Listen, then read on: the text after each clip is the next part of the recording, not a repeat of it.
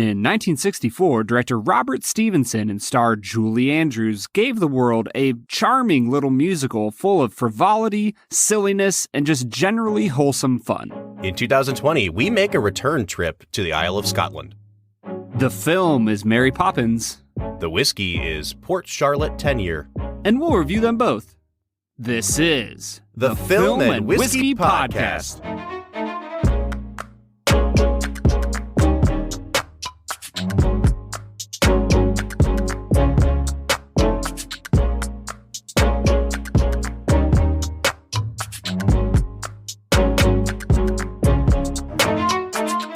Welcome to the Film and Whiskey Podcast, where each week we review a classic movie and a glass of whiskey. I'm Bob Book. I'm Brad G. And this week we are looking at the 1964 Walt Disney classic, Mary Poppins. I said you are the father of Jane and Michael Banks. Well, yes, of course. You brought your references, I presume. May I see them? Oh, I make it a point never to give references. A very old-fashioned idea to my mind. Is that so? We'll have to see about that then, won't we? Now, Brad, before we even get started today, I have to say up front, this is my wife's favorite movie, and she has been absolutely dreading us talking about this movie because it is not my favorite movie. And so for a long time, I've just been giving her such a hard time about what kind of score I'm going to give this film when we get around to it. I'm really interested to hear, Brad, what your history is with this film, Mary Poppins, because so many people grew up with this movie, you know, as a part of their childhood. I don't really think it was a huge part of mine. I think it was one of those movies that was just way too long to hold my attention as a small child. But for some people, it really is like an integral part of their childhood. But where are you approaching this movie from, Brad? Honestly, Bob, I remember watching it once or twice as a kid. I have like vague memories of like really dirty men running around on a rooftop and them like riding horses around and saying supercalifragilisticexpialidocious.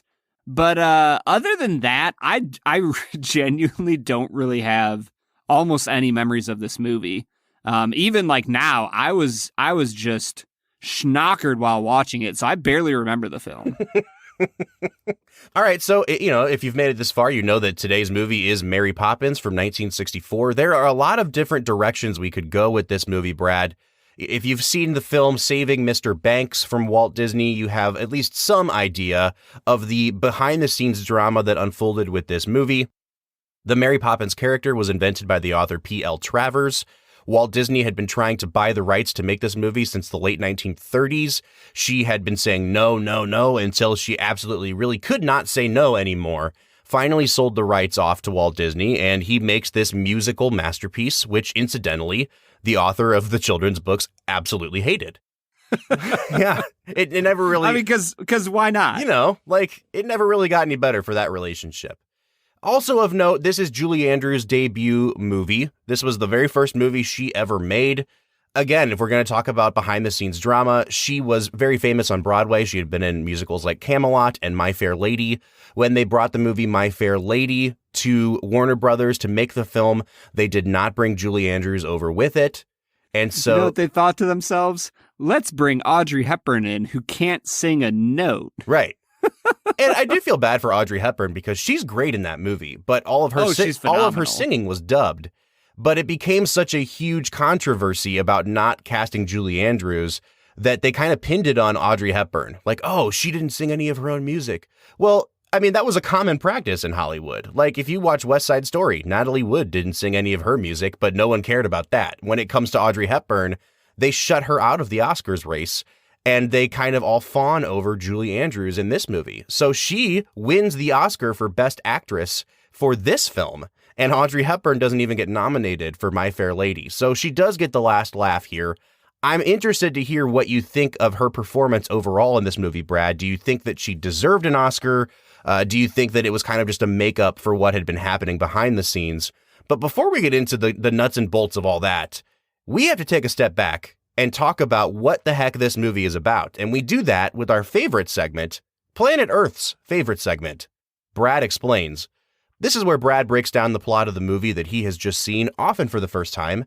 And it sounds like we might as well consider this the first time you've watched it, Brad, since you didn't remember anything about it.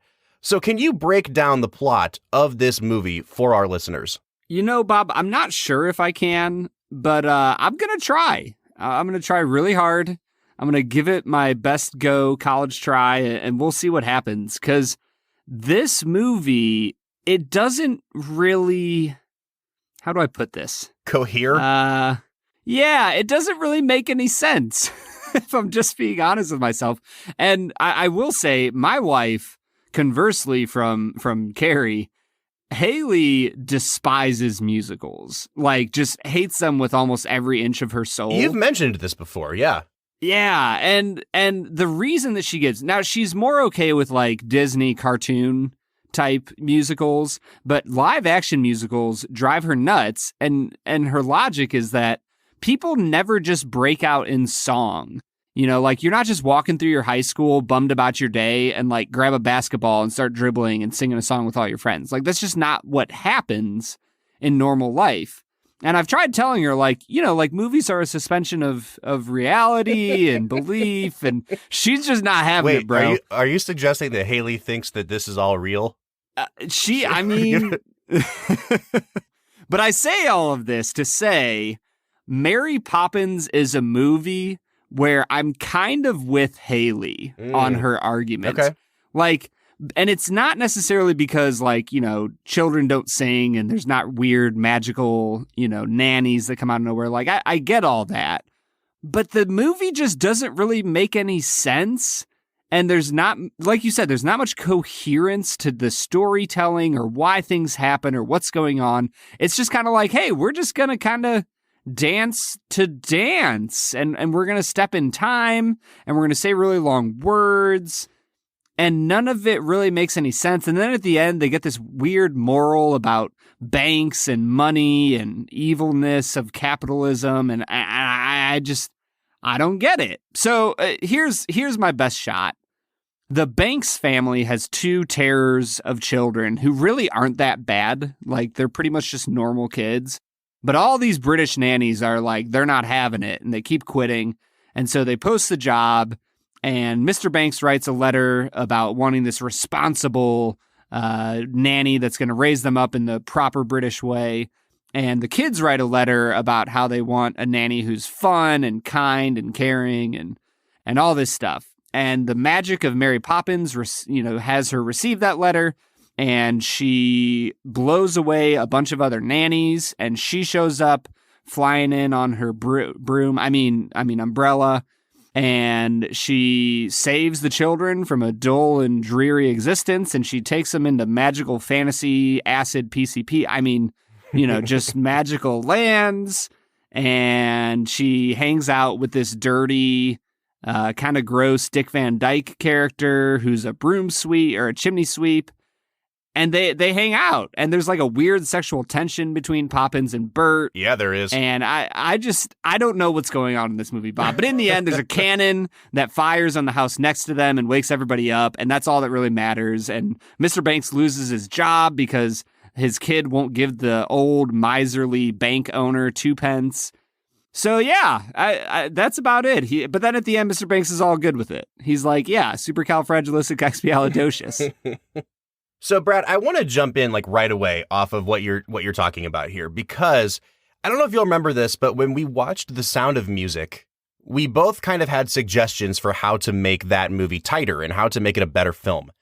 And the tension that I felt with that movie was that all of the really memorable musical moments were actually really inessential to the plot.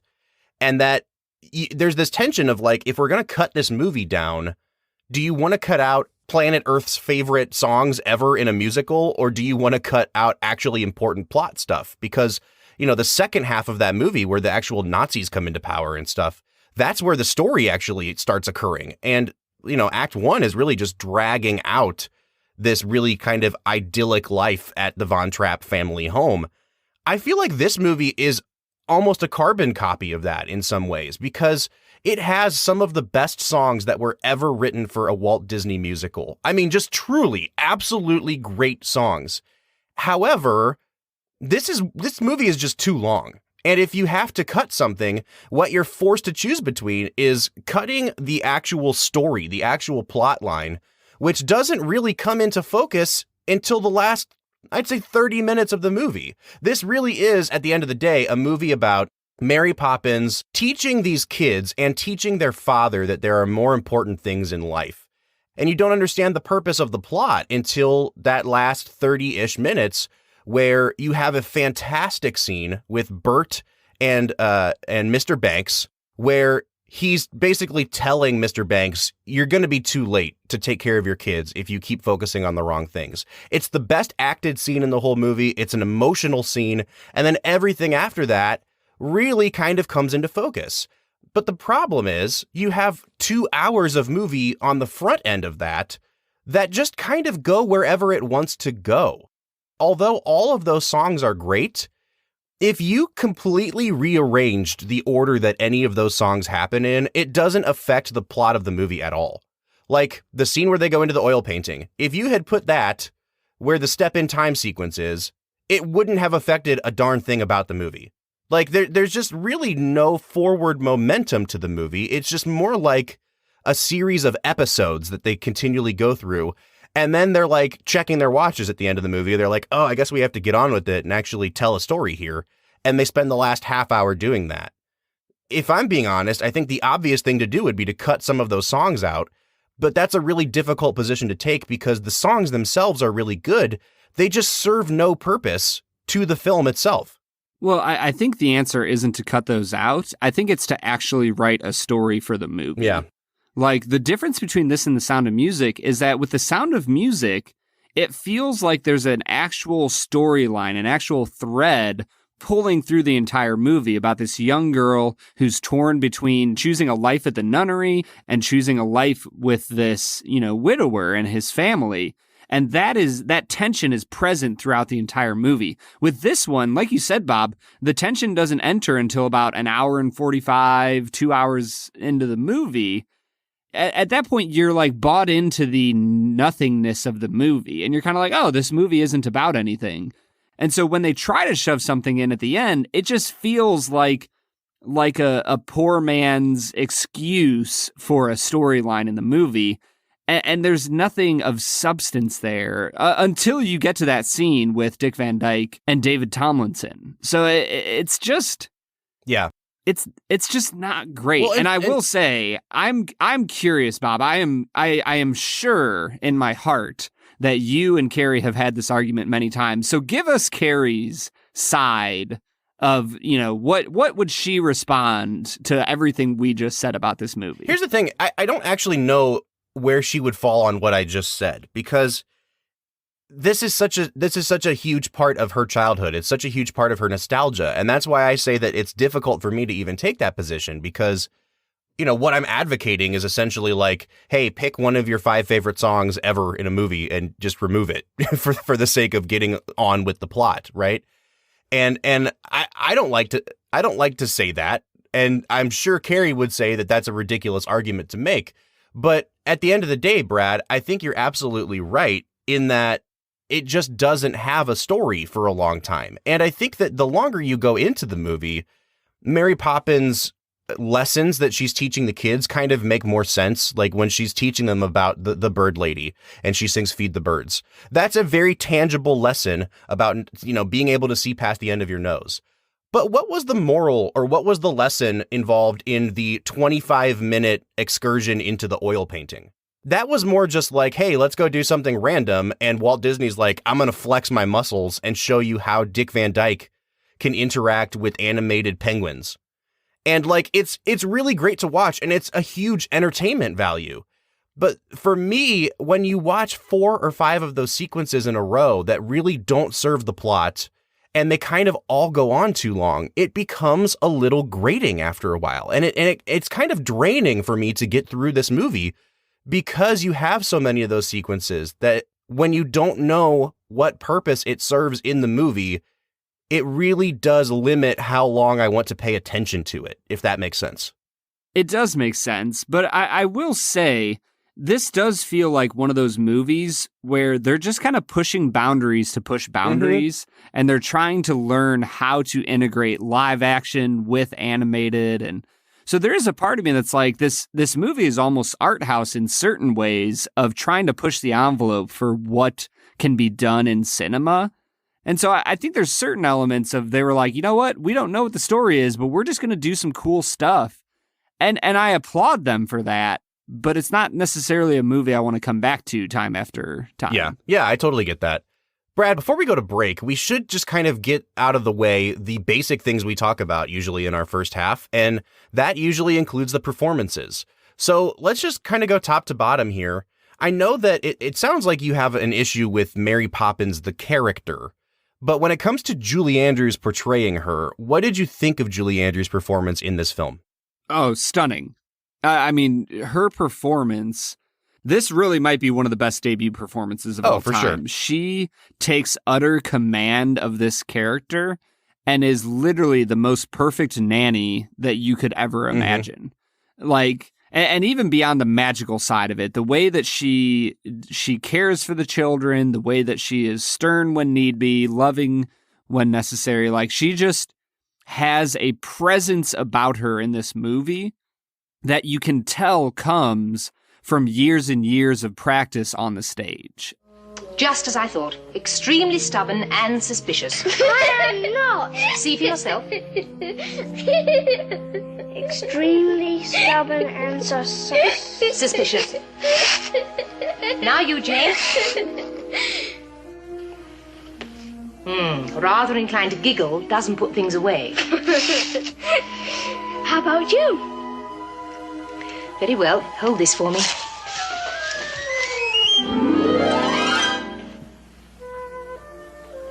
As I expected, Mary Poppins, practically perfect in every way. I mean, she is just really amazing in this film. Absolutely. Yeah, I mean, I don't really have anything to add to that, Brad. She's incredible. And I don't think that we are like revolutionizing anything by saying that she's incredible in this movie.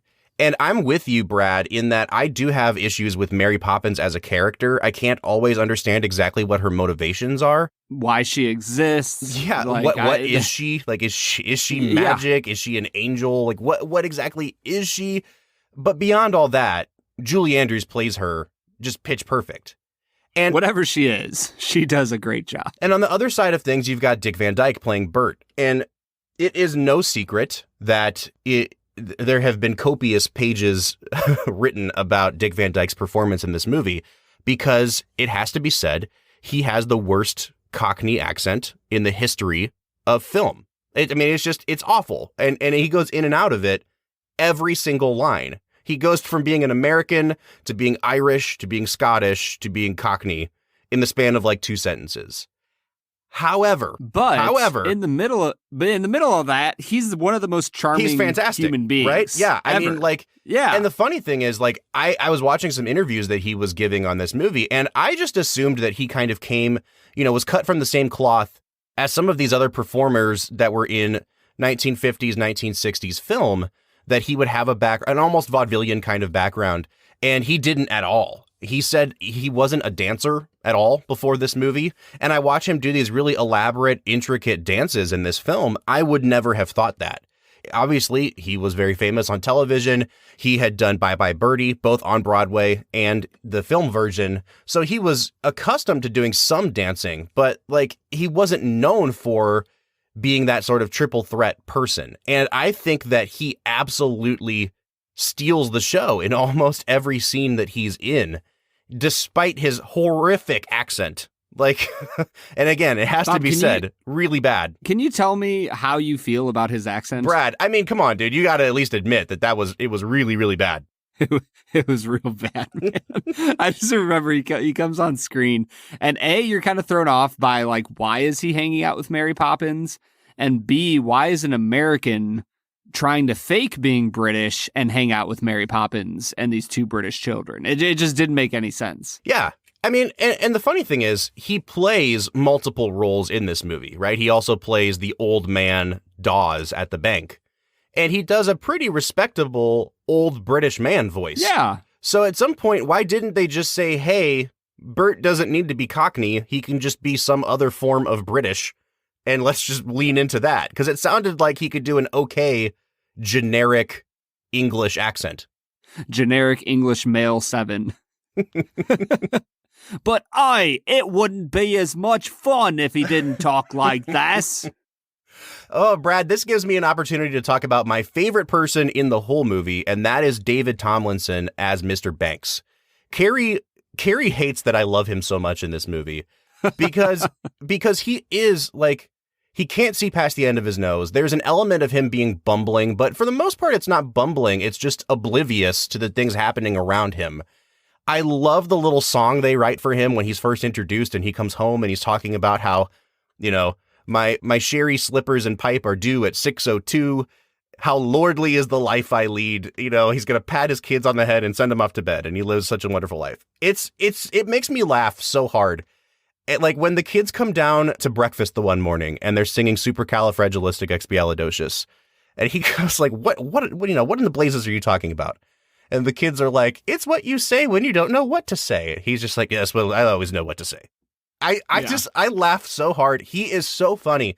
And then when you get to that pivotal scene between Dick Van Dyke and him, he really takes over the movie for the last 20 minutes. And he provides this movie with the emotional core that it was lacking. I mean, it really does become a story about him and his redemption and how Mary Poppins has positioned, you know, herself to redeem him and solidify this family unit again. I just think that he knocks it out of the park in this movie. I thought you were going to say the way that she possessed him, because it's a very different movie. She might be a demon. I'm not sure.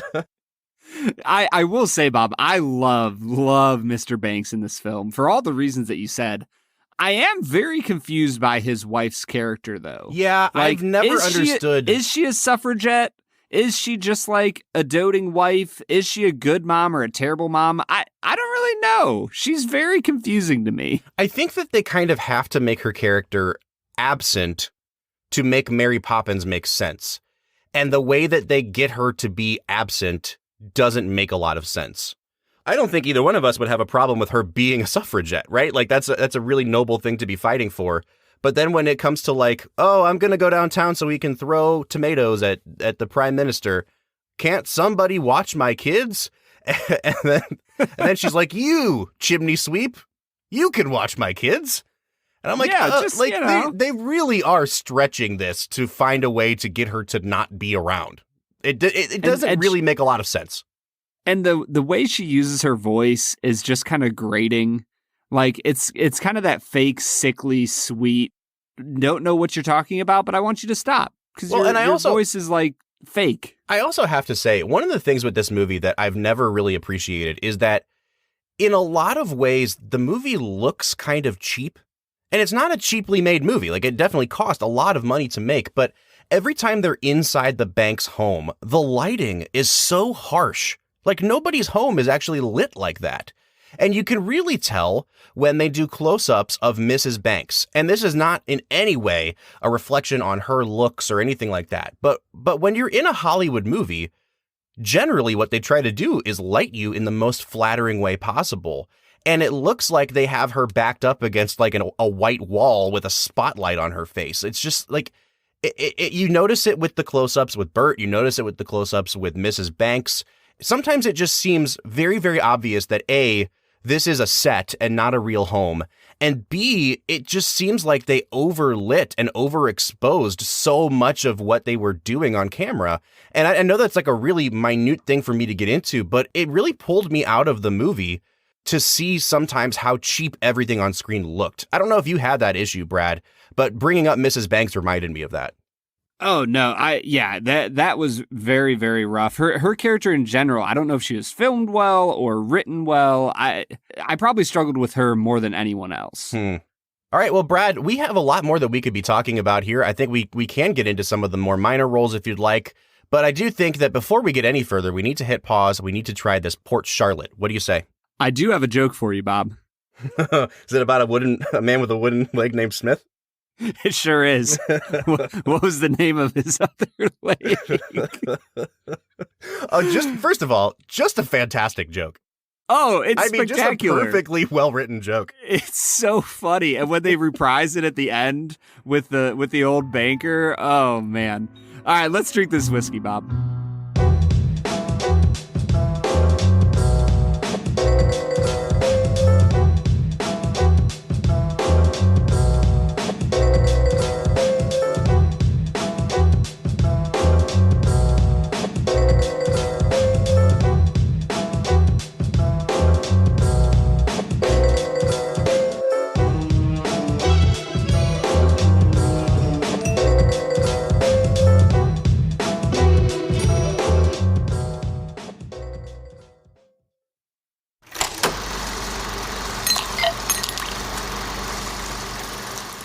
right, so today we are drinking Port Charlotte Heavily Peated single malt Scotch whiskey. This comes from the Bruichladdich distillery. We haven't had anything from Bruichladdich before. If you know anything about Bruichladdich, their namesake line, and then they also make a line of whiskey called Port Charlotte, and they make another line of whiskey called Octomore. This is a distillery that's been around since the 1800s. It's really well established. Islay Scotch. In the early 2000s, they got bought by a new corporation, and they really reinvigorated the brand, especially by launching these two other expressions of whiskey from inside the distillery. So today we're checking out the Port Charlotte. And before we get too far into it, Bob, I do want to give a big shout out to our Discord follower, Asian Elvis, for buying us this Port Charlotte whiskey. Thanks so much, absolutely. Man. Yeah, thank you. So Brad, I don't always do great with heavily peated whiskeys. We've only had a few on the podcast. The Laphroaig 10-year I did not like. The Laphroaig Lore I really, really liked. Where are you falling with your peated whiskeys? Honestly, Bob, I have found myself enjoying peated whiskeys. They have a certain, I don't know, just this like meaty essence that just is awesome. And it's not always good, but it's always like trying to knock the ball out of the park. And I think I can appreciate that. You know what I mean? Like, yeah, it feels like there's a very thin line between a heavily peated Scotch being great and being terrible. And so I think that whenever you look at Scotch, you're really trying to figure out where does it fall in the category of greatness or mehness. Yeah, and I think that has to do with a lot of the notes that surround the peat on the palate and on the nose. Sometimes we get it smells like a recently extinguished fire surrounded by cheap beef jerky, and those are not for me. But there's other times where you get those great butterscotchy vanilla notes. And I think that the peat can really enhance some of the sweetness in some of these whiskeys. That's why I liked the Laphroaig Lore so much. So I'm excited to get into this, Brad. Let's give this a nose. Now that, my friend, is a heavily peated Scotch. You know, the funny thing, though, is that it still isn't as offensively strong on the peat and the smoke as the Laphroaig 10 was. I don't think we'll ever have one that is that in your face with the peat. This one is very smoky, but I think it falls kind of in between those two extremes that I just mentioned in terms of like the dried meats on one side and the butterscotch on the other. It's a little bit softer. I wouldn't say that it smells sweet in any way, but it also doesn't really lean into the more like saline heavy elements. No, the iodine isn't like crazy strong on this. There's a little bit of fruitiness that's like really softly present. But you're right. It's just a really nice, inoffensive, peated nose that it's not going to blow you out of the water and kind of make you fearful about what's to come.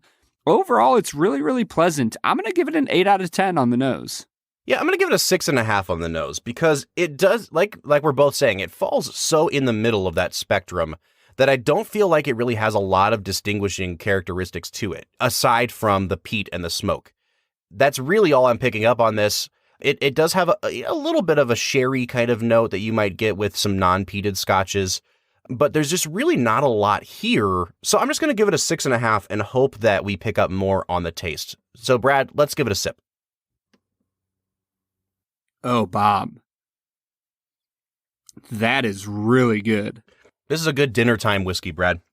Holy cow. This is not the kind of whiskey, for those of you who are listening, we're recording this at 8:55 in the morning. So first of all, this is really weird to just be drinking this early in the morning. But this is a whiskey that is perfect for an evening by the fireside or, just after you've gotten done eating a steak somewhere. This reminds me a lot of Lagavulin 16. It definitely leans more into like the medicinal, I think, on the flavor than anything else, Brad. It's not bitter, but it's also not meaty. It's not fruity. It's darker and less sweet than I expected it to be. And I do think that the note that I would give predominantly on this would be like medicinal. I don't know, Bob. I do not get that strong of a flavor of that like heavily herbed, almost like, I guess when I hear you say medicinal like that, it makes me think about like bitters. And for me, it doesn't have that much of a flavor. I actually feel like it's a little bit lighter. There's a little bit of honey on the tip of your tongue right as you taste it. And as it sits on your palate, it develops into some floral notes. There's a little bit of citrusy kind of feel to it. I am really, really impressed with this whiskey. I'm going to give it a 9 out of 10 on flavor. Wow. Yeah, Brad, I know that you really do like your peated scotches. And for me, I think it really has to hit the right groove for it to click with me. But I respect this one.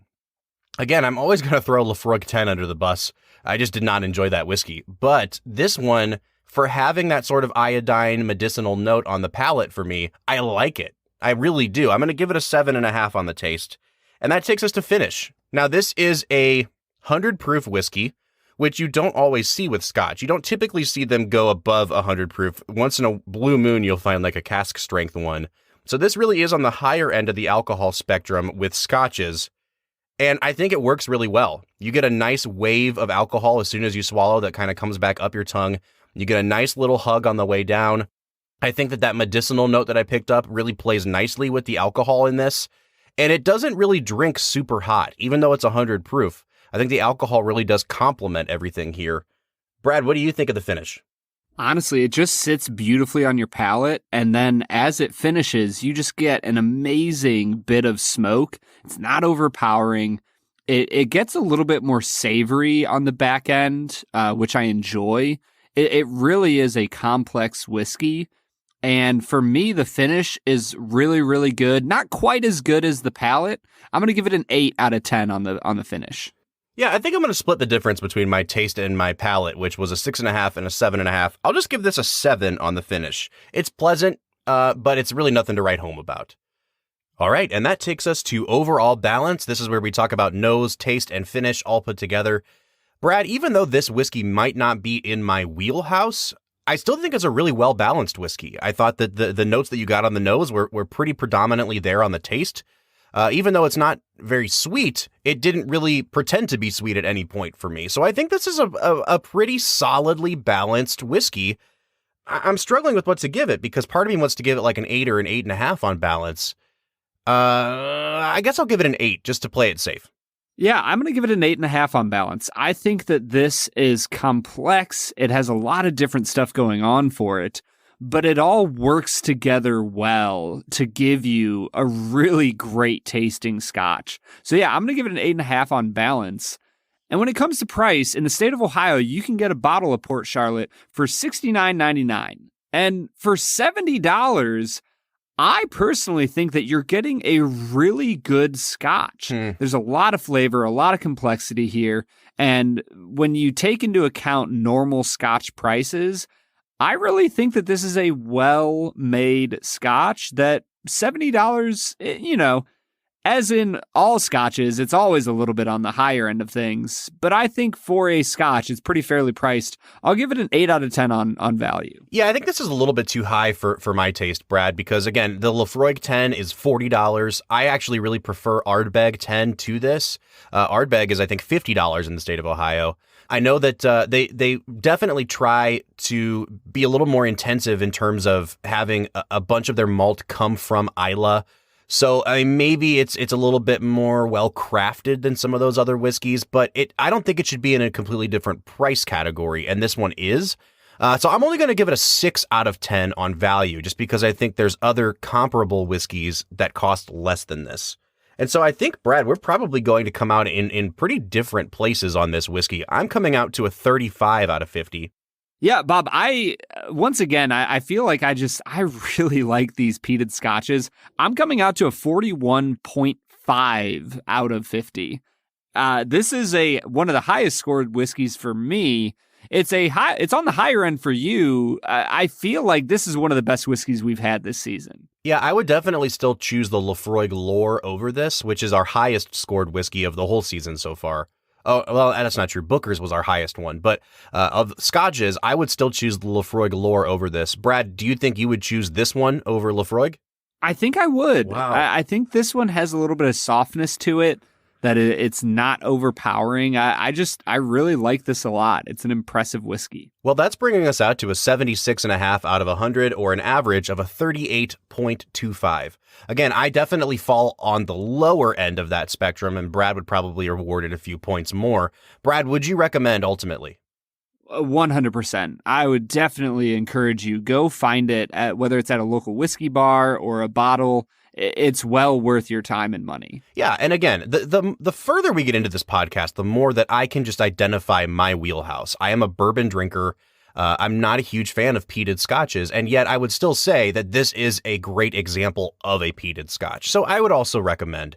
And I think this gives us some positive energy to carry into the back half of our episode on Mary Poppins. So Brad, what do you say we get back into talking about that film?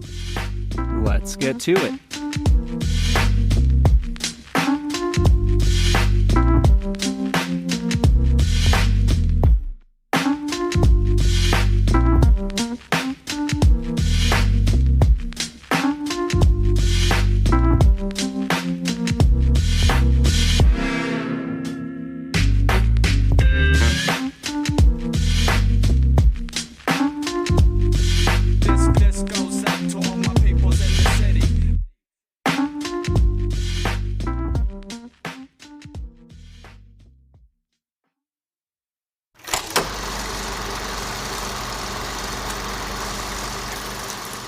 All right, so that was Port Charlotte 10-Year, a whiskey that we both liked, and we're getting back into talking about a movie that we're both kind of iffy about, 1964's Mary Poppins. Brad, before we left for the break, we had talked about some of the actors in the film, really the main actors in the film, but the only ones that we haven't touched on are the two child actors. And to be quite honest, Brad, like I don't think there's anything to write home about with either of their performances. They both kind of, especially the daughter, I can't remember what her name is, Jane, I think. She constantly looks like she has a blank expression on her face. She's really not showing a ton of emotion. But, you know, overall, I think the two child actors are serviceable in the roles that they're given. Would that be fair to say? Yeah, they're fine. Yeah. They don't really add or detract from the movie. I feel like they're just kind of set pieces that, you know, Dick Van Dyke and Julie Andrews just kind of work around with. That's kind of how I feel about them. They're moving, talking set pieces. Well, especially in that extended sequence in the oil painting. By the time you get to supercalifragilistic and all that, the kids are like off sitting on top of a fence eating candy apples, and like they're not even there. You don't even see them for probably 5-6 minutes, and she's supposed to be, you know, supervising them, and she's taken them into a magical land and just completely loses track of them. So, you know, good on you, Mary Poppins. They're just kind of there. Bob, honestly, that kind of brings me to one of my main frustrations with this movie is I don't understand why, other than like the magic, why anybody would want her as your nanny. Like there's parts where she's charming and caring and stern and all those things, but like she's not very responsible at all. And she's kind of condescending to everybody. And I just struggle with the way her character was written. It just feels like, I don't know, like your story about Walt Disney wanting this story from the author so badly, it's almost like they decided to just make every single thing in the world of Mary Poppins revolve around Mary Poppins, and she just walks on air as if she's better than everyone else. And I don't enjoy that as a character. Well, I think part of it, too, is that you're force-fed this idea that she's the greatest thing since sliced bread. Like all of the lyrics in that one song, the Jolly Holiday song, are all about how she's the cream of the crop, the tip of the top, all that stuff. And you're being told that, but then in her actions, you don't necessarily see someone that would make you think that. It's just that you're so constantly told by all the characters, Mary Poppins is so great, that they expect you to just kind of be like, okay, sure, I believe you. But you're right, Brad. I think her MO, and again, you don't really realize this till the end of the film, is that she introduces the kids to this idea that there is more out there than what's past the end of their noses. And she comes into these very fraught home situations and reconciles the parents with the children. And the way that she does that is by taking the kids on sort of a magical journey and then kind of denying that they ever had a magical experience. And I think that there's a lot of people who have noted that technically what she's doing is gaslighting them, which is really problematic. But I understand why she does it, because she doesn't want the kids at the end of the day to think Mary Poppins is the solution here. Mary Poppins is the thing that's holding us all together, so that when it's time for her to actually leave, when she has succeeded in reconciling the kids with the parents, it's almost like she wants to make it so that they completely forget that she was ever there. And it's not until you get to the end of the movie that you understand what she's doing and why she's doing that. And I guess that is one of my bigger frustrations with the film, is that you don't quite know for a while why the kids are saying like, oh, Mary Poppins, didn't you have fun inside the oil painting? And she's going, what oil painting? I would never be in an oil painting. And she just like, she really kind of emotionally tortures them for a while. And it just kind of makes me wonder, like, is the end result of what she was trying to achieve worth 2 hours of watching her treat these kids in very mixed signals? Do you know what I mean? Well, it feels like the writers of the movie didn't know what they wanted to do with like magic. They were kind of like, yeah, we're going to have magic in the world. But the thing about it is the people who do magic are going to say that they don't do magic. And that's going to be like their thing. That's going to be what they do. And it just feels weird. Like, either be a kids movie that is okay with the idea of magic, where Tom Hanks is suddenly an adult and we're just okay with that. That's just a part of the world. Or don't have magic in the movie and just make her a really good nanny. But then I guess that would just be The Sound of Music. So right. So I don't know. It just feels like they were waffling between this whole magic is real versus it isn't real. And it creates a really confusing, weird, emotionally manipulative character. Well, Brad, before we get into our final scores, I do want to touch on this soundtrack because, like I said earlier, it's one of the best soundtracks to a children's film I've ever heard. The songs are just incredible.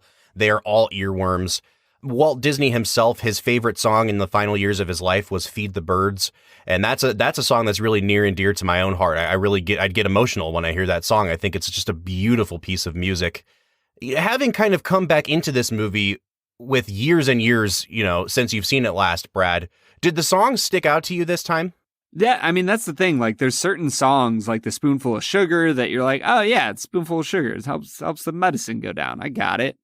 And the Chim Chimney, that sticks out to me. I really enjoyed the Fidelity Bank. That was just like a fun song. And really cleverly written too. Oh, it's so cleverly written. The lyrics in that one are just spectacular. I liked the Loving to Laugh song. That was a lot of fun. So yeah, overall, I would say this is really a great soundtrack that is lifted up by a incredibly lovable character in Dick Van Dyke and a spectacular talent in Julie Andrews. Yeah, for sure. And Brad, so this is where I'm coming down on this movie because everything that has gone out into the universe about this movie in the last 50-something years has said this is a great film and it is a classic film. When the movie came out, Brad, it was nominated for 13 Academy Awards. That is like, I haven't checked it against the other films that came out that year. It obviously lost Best Picture to My Fair Lady, but it was one of the most nominated films of all time at that point. 13 nominations. And I look at this movie now and I'm like, okay, I can see where some of it came from. I can see that, Julie Andrews obviously deserved that nomination and award. The songs deserve to be nominated. The special effects for the time. But like, Best Picture, Best Cinematography, Best Art Direction, like, I'm really surprised that this movie caught on the way it did. And I wonder sometimes if I'm just like an old stick in the mud because I don't seem to enjoy this quite as much as it seems the general population does. So, Brad, as I wrestle with my stance on this movie, I really want to hear where you're at with it. You kind of came into it with fresh eyes. I've probably watched this movie, 10, 15 times just in the last year or two because we're showing it to my son all the time now. And so, I'm really struggling over here to come down with a final score, but I want to hear what you thought of Mary Poppins this time around. It's charming, it's fun, it's silly. There's a lot going for this movie.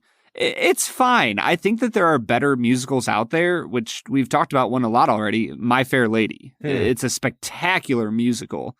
West Side Story is a spectacular musical. There's just so many other examples of out of this world great musicals that I don't think this is one of them. It's fun. It's fine. I'm going to give it a 7.5 out of 10. Yeah. Yeah, Brad, for a long time, I even told my wife before I rewatched it, I said, here's where I'm at with it. I'm going to give it a 6.5. And she's like, oh, how could you? And then I sat down to watch it this time. And there's something about trying to be as objective as possible. I definitely enjoyed it more this time. I almost decided to give it an 8 out of 10. But I've watched it so many times and been so underwhelmed all those other times that I feel like I have to take those into account. And so I'm going to come out in the exact same place as you, Brad. I'm going to come out to a 7.5 out of 10. This is a worthwhile movie. I really enjoy parts of it. But again, it suffers from that same thing that Sound of Music does, where the songs are not well integrated into the plot of the movie. And so you really have to choose between, do you like the entertainment value of the songs, or do you like when the movie actually has a story? Because they so rarely happen at the same time. And I really do think that's the fatal flaw of this film. And I think if you really want to watch a movie where the story and songs integrate well, go watch West Side Story. Oh, absolutely. That is a movie that perfectly captures this idea of a musical being an emotional expression of the lives of the characters in the movie. So that would be my suggestion. If you want a movie that really gets into a story and music, West Side Story is where it's at. But we want to know what you think. We're coming out to a 7.5 on average, but maybe we're too far off with our scores.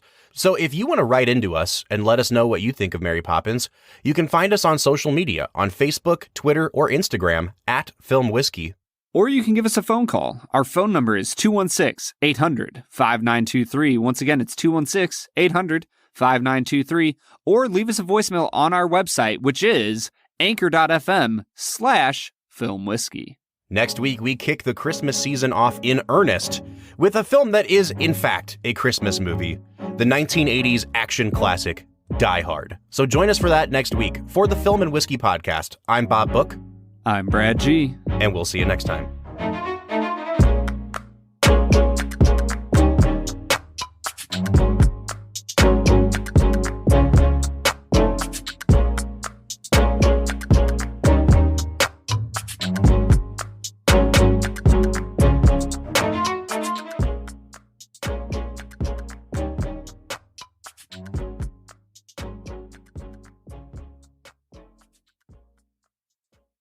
Film and Whiskey is produced, engineered, and edited by Bob Book and Brad G. And it's made possible from support from listeners like you. If you'd like to support the show, you can donate directly to us at our Anchor page, anchor.fm/filmwhiskey, where you can support the show for as little as $1 a month.